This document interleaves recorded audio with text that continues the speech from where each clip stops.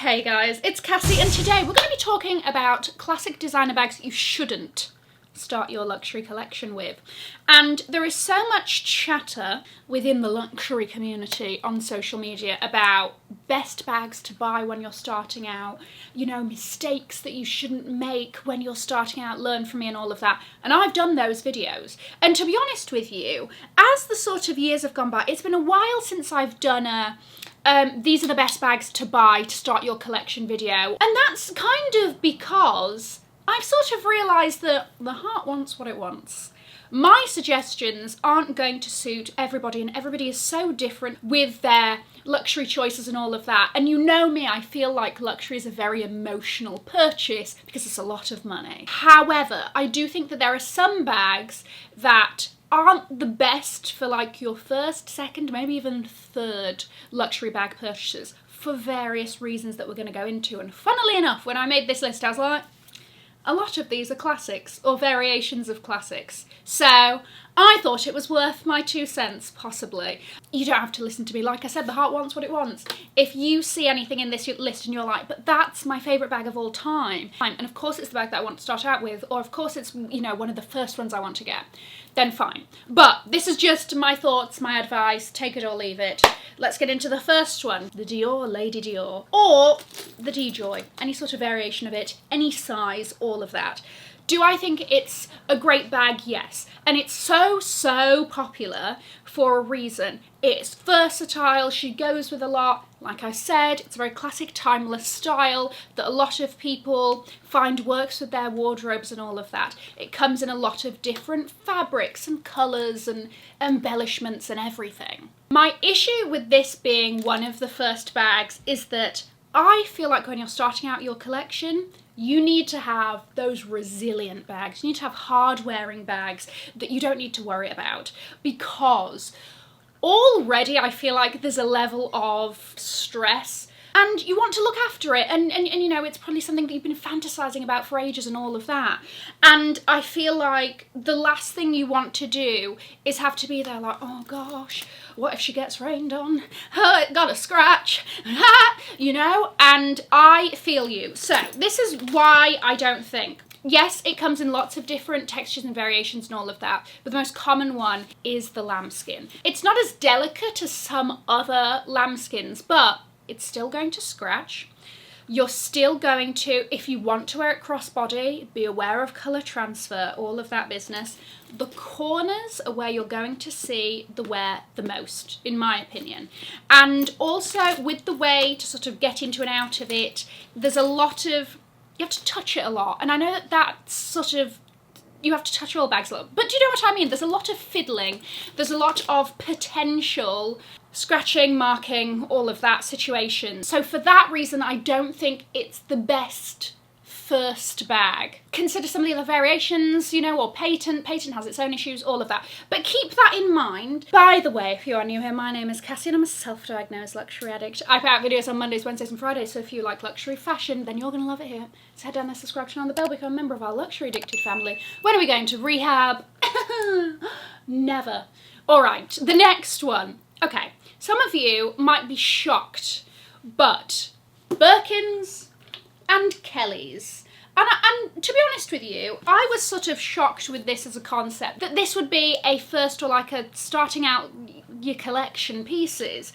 But I've seen quite a few people recommend to prioritise it, if this is the first thing on your list, to go for it and go full force into that quest, as it were. I think that's a bit ridiculous. There is a number of reasons why I do not think, if you're starting out your collection, Birkins and Kellys are the way to go. Especially new ones or ones in like excellent condition. They are intimidating. The whole process is intimidating. Whether you want to find one pre-loved or you want to get one box fresh from the store, either way you do it, the significant amount of research, if you're getting it pre-loved, the authenticity stress, if you're doing the quest at the store, my gosh, you know, it's something else. And on top of that, you've got the price. I personally do not think that for one of my first bags, I could have a bag this expensive. I would not have used it. I would have literally just kept it in its box with all of its stickers on, looking at it, and therefore it would be a waste to me. Any sort of Hermes quota bag, I do not think is a good idea for starting out your collection. It's a big commitment for something that you don't even really know if it's going to work for you. And that's the other thing with designer bags, is that you can go to the shop and you can try it on 10 times and be like, yep, this is what's going to work for me and everything else, and you really don't know until it is a constant part of your life how that style works for you, what its weird little quirks are, how heavy that bag is once you've put all of the things that you carry around in it on a daily basis or whatever. And to have spent that much money on something that really you're not 100% about whether or not it's going to work for you when you're starting out, no. The next one, Mini Jodie. You know, I love this little bag. You know, I think it is weird and wonderful, and she's great. She's really pulled her weight in my collection. Would this have been one of the first bags that I would have added to my collection? It definitely wouldn't have been the first or even second. It might have been the third, right?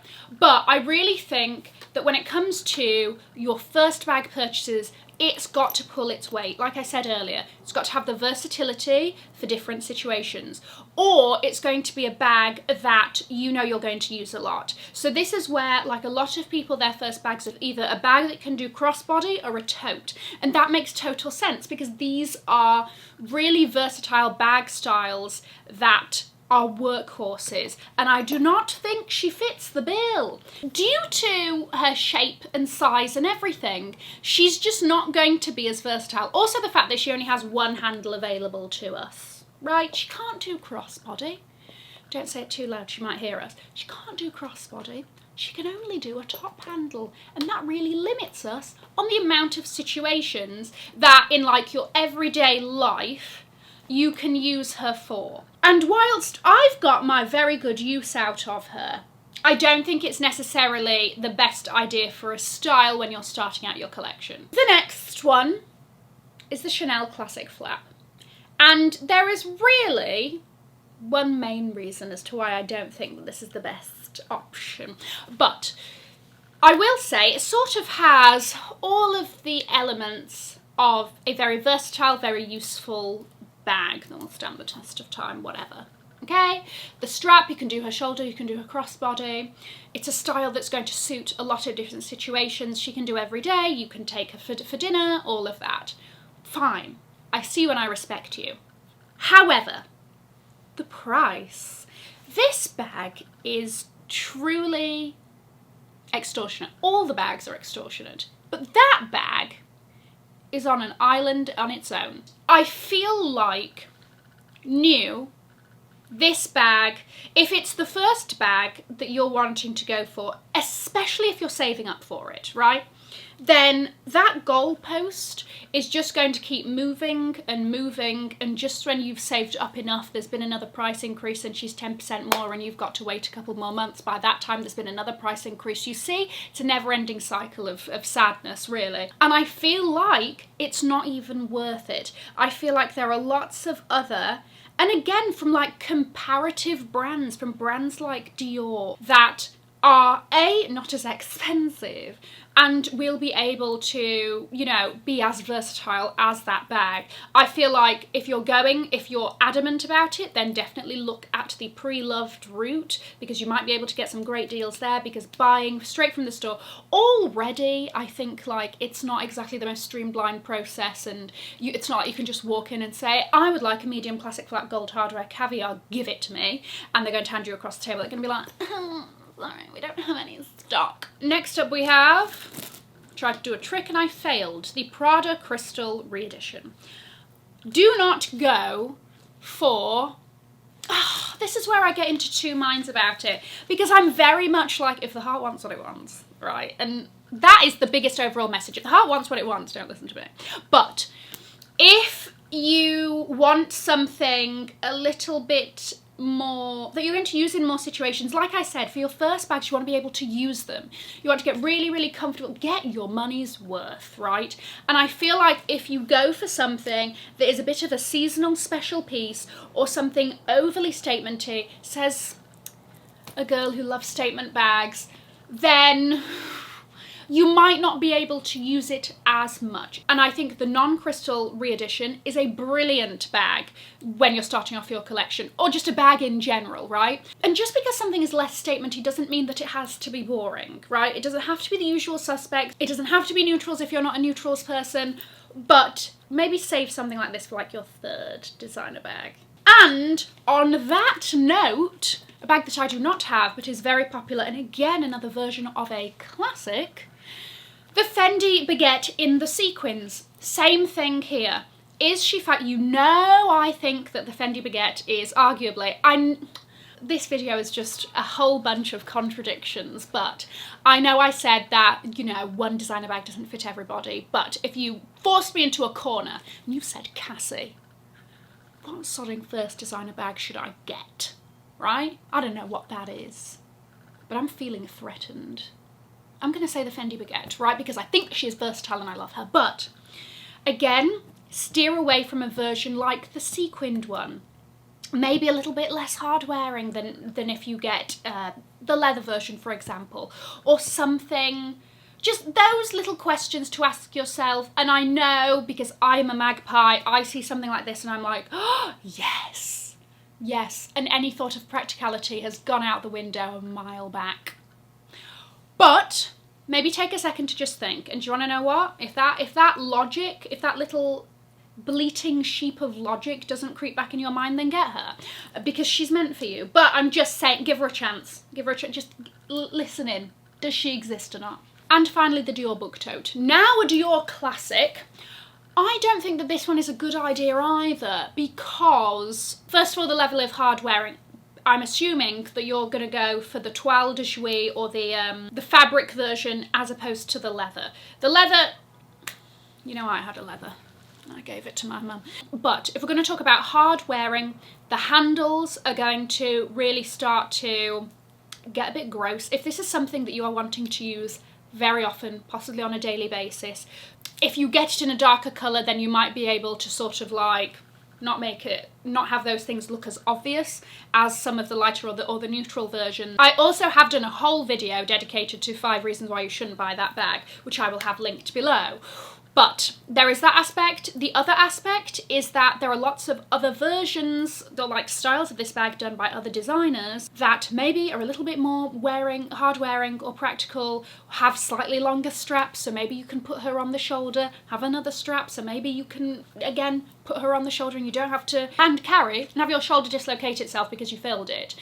It is not coated, that's just raw textile there on the inside and outside. Fair enough. You could get a little organiser in there to sort of protect it from spills, things. She's susceptible to dirt. Dare you spill anything on this bag, you're done for. Like I said, unless you have it in a dark colour. Again, I think it's a little bit less carefree than some other options. Let me know what you thought of my suggestions for designer bags that aren't maybe a good choice for your first ones. Once again, follow your heart and your soul. Or if you have any other suggestions for designer bags that maybe aren't the best idea to start with, share the knowledge. I'm going to leave a link to another video over here in case you haven't already seen it. Have an amazing morning, afternoon, or evening wherever you are. And in the words of my father, if you've enjoyed it, tell your friends. If you haven't, keep your mouth shut. I'll see you in my next video. Mwah. Bye guys.